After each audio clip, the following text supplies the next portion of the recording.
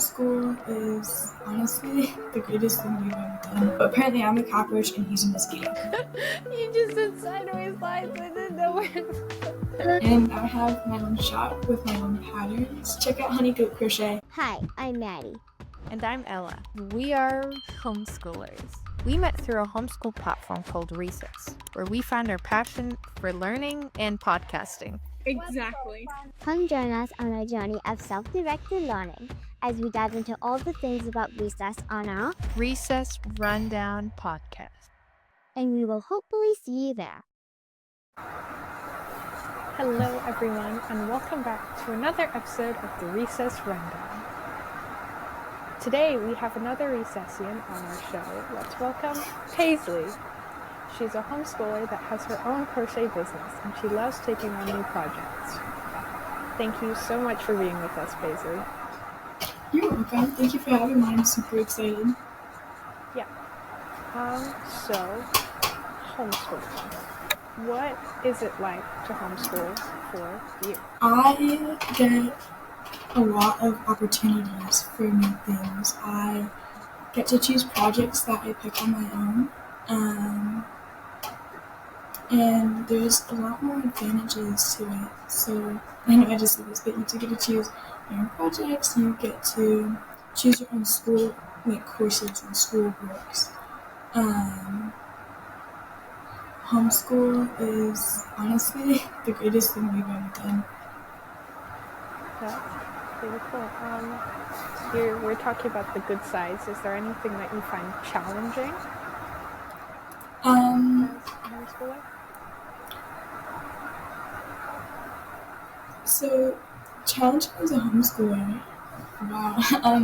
Finding really good curriculum is also a challenge because we gotta find stuff that's the right fit, not too tricky, not too hard, just like perfect. Also finding stuff to do outside of like school and recess. I don't like any of the sports or anything, not like the normal stuff. So we're looking at getting a sheet so I can make yarn so that can be my project. So Oh my god.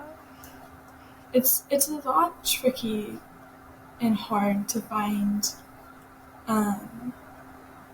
stuff to do as a homeschooler. Because you gotta find the good stuff and the bad stuff, and you're kind of always like in the middle or the end, and it's tricky. Okay. So, how long have you been a part of recess? And has recess impacted your life? If so, how? I've been in recess for feels like about a year now, but it's been a little less than a year. Recess is honestly really fun. I love going to community hour to see all the kids all across the country, and even doing like groups and stuff. Like I do explore the solar system, build hour, and a couple of other fun groups, and it's honestly amazing. Yeah, I agree. Recess is it gives you lots of opportunities to do stuff.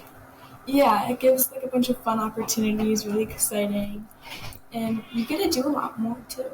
Yeah, I mean, I don't think we would be able to have a podcast without recess. We just saw a post on the Recess feed about Recess Ambassador. Can you tell us more about this? Did you create this with Zara? Absolutely. So, yes, I did create it with my friend Zara. We met about 3-4 months ago in the music and arts space in community hour of recess. And basically, new kids just started coming in and they just came into the space. Eventually, it got to the point where so many recess guys were playing games with kids to interact and everything, where me and Zara were just free. So we ended up touring kids around. And then me and Zara went over to Juwan, and we said to Juwan, we would make a great recess guide. And Juwan said, I bet you would. We should have you guys as recess guides. So me and Zara thought, and we walked over to Christopher and Ben, and that just sort of became a Recess ambassador. So we do orientations, we help kids, we make sure they're not lost in community hour. They know what groups they want to do, and they're having an amazing time. That's really, really cool. I was really surprised when I saw the post. Same with me. It was really... I want to be a Recess ambassador, but that'll just take too much of my time. I'm already doing this podcast and writing my book. I'm doing all these stuff. I think I'll be busy. The good thing about it is you get to choose the times you do orientations. Yeah. And so a bunch of requirements, like going to recess every day, and I can't do that really. Yeah. It's a bit tricky, especially when you're really busy and you got like the podcast or like a giant activity you gotta get done. Yeah. It's really hard. Is there anything that recess is missing that you think would make it really better for you? Definitely. So I feel like there has got to be more advantages for people with learning disabilities. So for an example, I currently spelling is tricky for me. Writing and typing and reading. So games that require me reading a lot, I avoid those. There has to be certain groups that are accessible for us so that we actually fit in and we know everything and we understand it all. A couple of groups were a bit too tricky for me and challenging for me, but it's not for other kids. So unfortunately I did have to leave those, and a bunch of other groups are still accessible for me, but not a lot. So it's challenging because you gotta find good groups that actually fit for you. Yeah, now that I think about it, so many things at social hour require like reading and spelling. There's one group and one group only that is like really good for that, and it's the typing club with Tobias, and that honestly helped me type a little, but after a certain amount of time you just kind of get bored of it. I did it for like a week or like a month, and I'm like, nope, I'm already a fast typer. I just He used to tell, because when I was on my desktop, like I am now, I had my face so close to the camera, like where you saw my forehead and everything. And when I was back away from it, like with my arms by my keyboard, he was like, Paisley, I can tell you're not typing right now. And it just became this whole issue. So I eventually just didn't type in that class. So you have a crochet business. What made you want to do crochet, and how did you end up starting this business? Yeah, so what happened was I started off with my sister actually teaching me how to chain, which is just making a line. So pretty much the basics. And what happened was I learned how to do that, and then I taught myself how to move up into a scarf. So after that, it just got bigger and bigger and bigger, and eventually it just turned into a store. And I have my own shop with my own patterns, and I have about 4 or 5 crochet patterns out right now. And I have like one on Etsy, which is for sale, and then I have another one on Ribbler, which I'm taking down. Yes. Send us your website and pictures. But, yeah, check out Honey Goat Crochet. Oh, that's such a good name.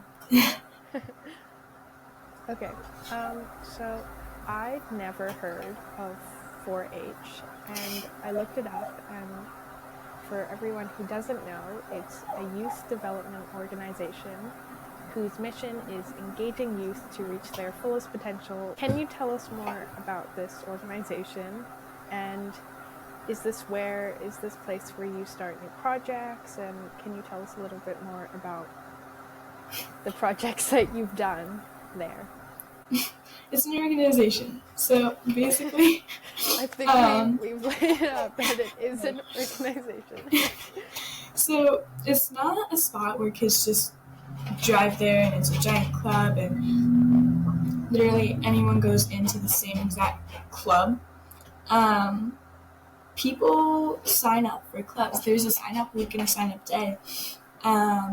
Like on a certain month, on a certain day, a certain time, you gotta be there on the exact time to get a spot. You sign up, and there's like photography, there's sewing, there's knitting, there's crocheting, there's animals. For an example, I'm doing goats. And so basically, once you join the club, for animals, you can lease an animal, but that's only if you don't have like a farm or an animal or anything. Or if you have your own animal, you can show that own animal. So after a full year of practice and filling out forms and papers and doing a bunch of learning games and going to Yukon for like a Yukon day or something,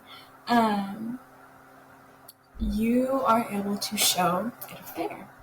And that is where you are put in a giant white square. But it's a square, even though we call it a show ring. And what happens is you take your animal. This does not hurt them by any means. So you have the collar, or it's a metal chain that goes around their neck. It's really loose, so you could hold them, and you hold their like head up, and you walk them, and then you gotta like move the legs in certain spots so that you can pose them, and you can win like ribbons and trophies in fight back, which prevents an infection within the udder. So. Wow. So yeah, you're talking. It's really big. Yeah. You're talking about like the animals and the goats. We heard you live on a farm. What animals do you have on your farm, and what is it like to live on a farm? Yeah, that's honestly a really great question. So I do get asked this question a lot, and it's really fun to see the other people's reactions. So basically, living on a farm is an amazing experience. It's not something that people get to do every day. They don't wake up and just say, hey, I want to build a farm today. Let me go out to like Home Depot and get some plywood, and we'll place it up today, and we'll have animals by tomorrow. So with the barn, with the fence, with all that stuff, it takes about 2-3 months to build the whole thing. So I wake up and we've got to milk a goat. And it is not something that is enjoying. My goat flipped the milk bucket on me multiple times, and it cakes up in your clothes. So you get the joy of milking a goat, seeing babies get born. That's what happened a couple months ago, 2 months ago actually. And then basically you gotta hay, grain, and water them. Grain is their food. You gotta put beet pulp, sunflower seeds, alfalfa, and their normal grains. So there's 4 things that go into their bucket of food, and they go in separate stalls and they eat it, or they eat it on the milk stand when it's time to get milked. But so far we only have one of the milk. So she kind of eats on the stand while the others eat in the barn. But we have another goat that's pregnant right now. So when the babies are born, then we're able to milk it. So interesting. My family, we like to joke that we have a little suburban farm, but I only have chickens. We had chickens. We got rid of them because we didn't have space for them after the farm grew bigger and bigger. It's like really surprising on how much space chickens actually need. Oh yeah, in their coop. You are famous at recess for your goats. Can you tell us a little bit more about them? Yes. So, okay, this might sound a little gross. So my goat, Boba, I show you guys her all the time. She was pregnant 2 months ago in the middle of winter. It was not fun. So she was just getting ready to have the babies, and we went out to the barn. Something was going on, and after we figured out what it was, we were scared that she was going to die. We thought it was going to be a barn floor C-section, which is kind of like a surgery. So we tried to put her on a rug and drag her up to the house. That did not work. So we had to call my neighbor. And basically, we had to walk her up. And remind you, this is in the middle of winter, and the whole first coat of snow is ice. And it turned out to be a breech delivery, and that's how I ended up with 3 little baby goats. We only kept one because we will not be having boys on the farm, and you can only show girls. Boys, you actually call, there's a word for it, but I've done rabbits for like 4 years. So boy rabbits are called bucks and girl rabbits are called does. So that is how I ended up with Honey, and that's actually what my story is named after, Honey Goat Crochet. She has some issues.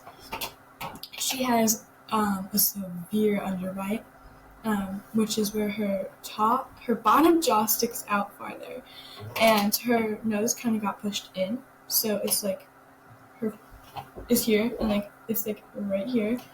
So when she was first born, you could actually see all her teeth, and her teeth were loose. She didn't eat for the first day, and now she is thriving, and she gets the zoomies. And it's so funny because she will literally tackle me when I go in. Because her first day she was born, she had attachment issues from me. So basically, if she could smell me walk by, for the first 2 days she was sleeping standing up. So if she could smell me walk by, she would scream. So I had to pick her up out of the pen, wrap her in a blanket, lay her down, and then she slept on me for the first week. It was bad. I mean, I know it's not good for the goat, but I would love to have a goat sleep on me. So you can actually have a house goat too, like the little Nigerian dwarfs. They're like, yay. You can actually sleep with them and have them in your house. Yeah, I know. I mean, like, house goats are really cute. And all goats. But I mean, like, yeah, that would be cool. Yeah, we're actually getting a sheep. Yeah, you were saying. I'm making yarn, and that's also going to be my project because, as I said, finding projects for homeschoolers, especially as one that owns a farm and doesn't like the normal kid stuff, it's a lot harder for me to, and I've been wanting to do wool yarn for so long. And I'm also going to sell the skeins of yarn. The skein of yarn is like the ball, but they're longer, so not technically a ball, but they're still technically an oval ball. So I'm going to sell them for $15-$20 a skein, and that's average for a skein of yarn. Wow. Yeah. I think I made yarn once. I was like 6. It was, yeah, not fun. I had to like wash it and stick it in like the bath. You gotta wash it, you gotta brush it, you gotta like spray it with a cleaner to make it so it's clean and you won't get a disease when you buy it and put it on your bed or something. Yeah. You gotta make sure you won't get a disease. Yeah, Maddie's face right now. So you like to bake. I like baking too. What do you bake? What things do you bake? So that is a great question. So actually, I bake 2 or 3 times a month. And I bake by myself, so my mom does not help me. I actually baked in a group called Project Space on recess, and I baked cookies and brownies and other like pastry things like that. Around Christmas time, we have my neighbor has a neighbor, so my neighbor's other neighbor on the other side of him. It's hard for me to explain that. We baked them cookies. So our 2 neighbors on that side, and then our 1 neighbor on this side, we baked them all cookies. And then the neighbor across the street that we're friends with the kids, we baked them cookies. And then some coworkers from my dad, we baked them cookies as well. Oh, nice. Okay, here comes the question that all annoying adults ask, but it's the one annoying question. Do you know what you want to be when you grow up? Yes. So I want to be, ever since I was 4, first of all, I want to be a cosmetologist. So ever since I was 4 years old, I remember sitting or standing on the step stool behind the couch, doing my grandma's long hair, braiding it, using a giant spray bottle, drenching that hair, combing it to the point where it was dripping onto the couch. And I just remember doing that when I was 4. For those of you that don't know, cosmetology is hair, nails, and makeup. And you go to a trade school for it. And I really hope I get into the trade school. That's cool. Yeah. Cool. I like doing hair, but I'm not that good at it. And you don't have to just go for hair. You don't have to go for plain hair, nails, and makeup. You can go for hair, or just hair, just nails, just makeup, or just nails and makeup. You don't have to learn all of them, but you will in school. It's just what you choose to do. But yeah, that's basically what cosmetology is. It's really interesting. I did not know that that's what it was called. Okay. Would you attend an in-person recess camp? So I would definitely do an in-person recess camp, but the issue with that is I can't go down to San Diego. I'm across the country from San Diego, so I would have to get on a plane and fly all the way down to San Diego from where I am, and I can't fly, so I gotta, well, technically I can't, I'm scared of a plane. So we're preferred drivers, so we drive down, but if there was one like 3-4 hours away from me, I would definitely join that. Yeah. I mean, can it be a little closer, Ben? Yeah, please. Okay. Do you want to play a game? Yeah, I'm down for a game. Okay. So how you play is you will describe something such as a banana or a car, okay. like you're drawing it, and then I will draw it, actually, but I don't know what you're describing. So I just kind of describe the colors that I would use? Yeah. Kind of like shapes? Well, you would say, if you're describing a car, like, it has wheels, it uses gas. Kind of. A bit more vague. Well, a bit more vague. Example, here, like, so you'd be like, make a triangle, and then add 3 circles on top of it. Then add crisscrossing lines onto the triangle. Now, I would have an ice cream cone, if I did it correctly. Okay. So, Okay. Yeah. I think I've played games that are similar to this with Maddie and Ella, so I think they know what I'm going to choose. First round, Paisley describes and Ella draws. Okay. I describe it? Yeah. But you can't tell me if I'm doing anything wrong, so you just have to... Okay. So, draw a circle. Circle, kind of. Okay. Then at the top of the circle, draw a line going up and turn it into a swirl. Okay. Okay. Underneath the circle, draw an oval. Okay. Okay. Is this a movie? Straight from the oval, I want you to draw a line, okay? No. Okay. What? Straight from the top of the oval, draw two lines on. 2 lines. Yeah. 2 more? Okay. Is it? Okay. I think I'm doing... this is very wrong. Okay, now. Alright, go ahead, in that circle, draw 2 circles. Eyes. Yeah, I think that's right. Now, in those 2 circles, draw 1 circle in each. Yeah. Okay. This guy's looking a little... Janky. Draw a slanted line in the top. Okay. Okay, congrats. Wow. Now give it some at the top of the 2 circles in the center of the giant circle. Draw 2 really slanted lines.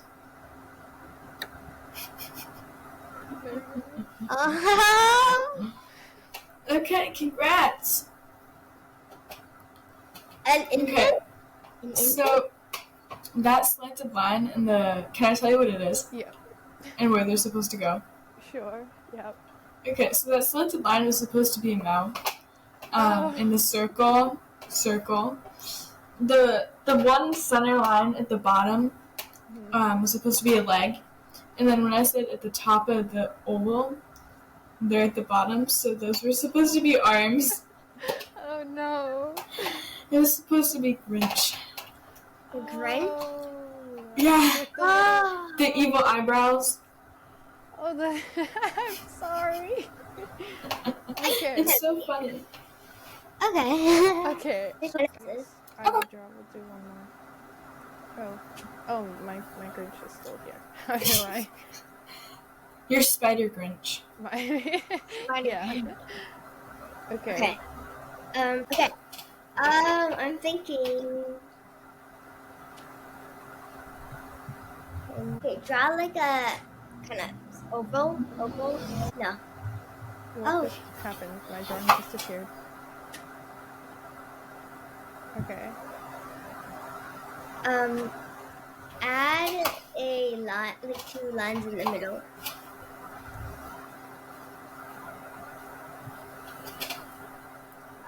Okay. Then add like. Is this a candy corn?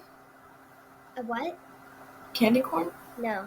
Add like another circle, but like connect them on both sides. Oh! Oh. Oh, wait, no, it's not what I thought it was. Wait. Is it? Wait, is this a fish or a bee? No. I'm sorry. Now I want you to add 2 sideways lines, like little ones. I'm so confused. I didn't. Oh, Ella. You just said sideways lines. I didn't know where to put them. Okay.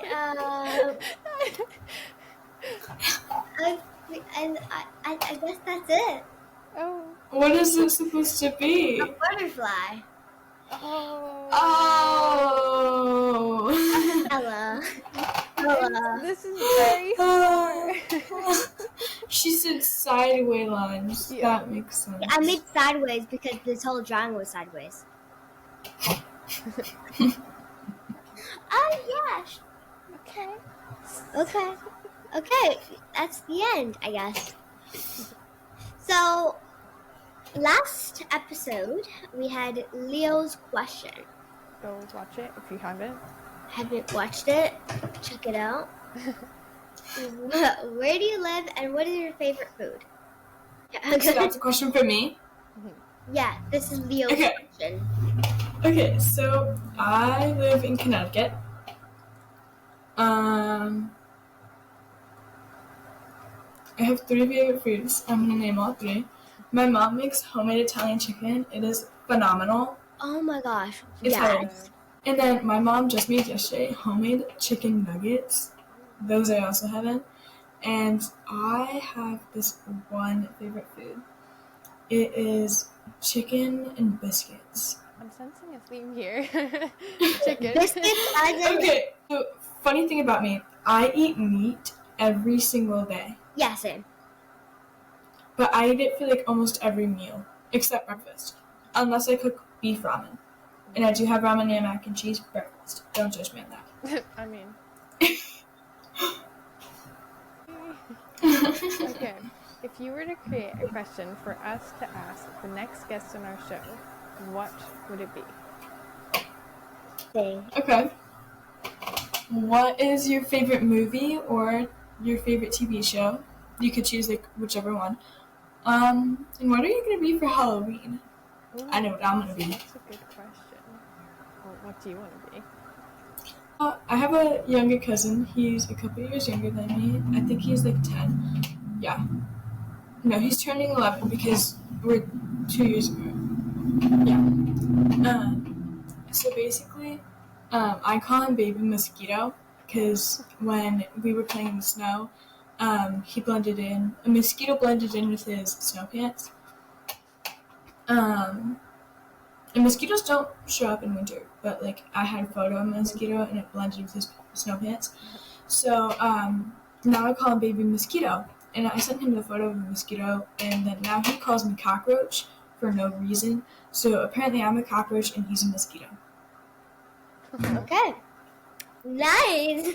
Quite weird costumes. I mean, I love Halloween. My family goes all out. Like, the weirder the costume. I don't go out trick or treating. I do it at my house. So I would like be locked in a room with my siblings, and then my parents would put up a whole bunch of spooky decorations, cobwebs and spiders and stuff, ghosts, and then they would hide a whole bunch of like candy bars or like chocolate bars. That's cool. It's like there's one house down the street and live with like full-size candy bars. So many people actually think this is rude of me, but I mean, hey. So where I currently am, our street is known for Halloween. So people from like 3 towns over, they actually come down to my street so that they come here. We go full out. There's adult drinks on one street, and there's a tractor ride, and then there's like Kool-Aid for the kids. And our house, we actually also give out snacks like goldfish and stuff for the kids that can't have candy.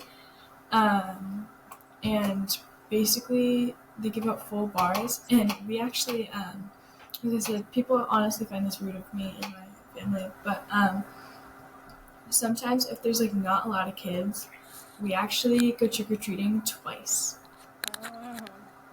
Double the candy. I'm coming to your house for Halloween. Hey, we got like this, it's like about yay big. I gotta zoom out, and like about yay tall of a bucket full of candy. We buy 6-7 bags. Oh, wow. And then we have to go out to the store and get more bags. Oh my god. And we do tallies each year. We had like 2,000 kids one time. Oh wow. Totally non-counting. Yeah. Yeah. And That's cool. Interesting. But yeah, do you have any final thoughts? No. Okay. So, it is the end of this episode. Thank you so much, Paisley, for being on the Recess Rundown podcast. It was really fun to hang out, get to know you, and chat. Thank you for having me. Nice. If you are part of the Recess community and would like to be on our show, like Paisley is right now, please email us, Ella and Maddie, at recessrundown@gmail.com, or you can message us directly on the Recess platform, and we will make sure to get you on the show. Please like and subscribe to our channel, and we will see you or catch you on in the next episode. Bye!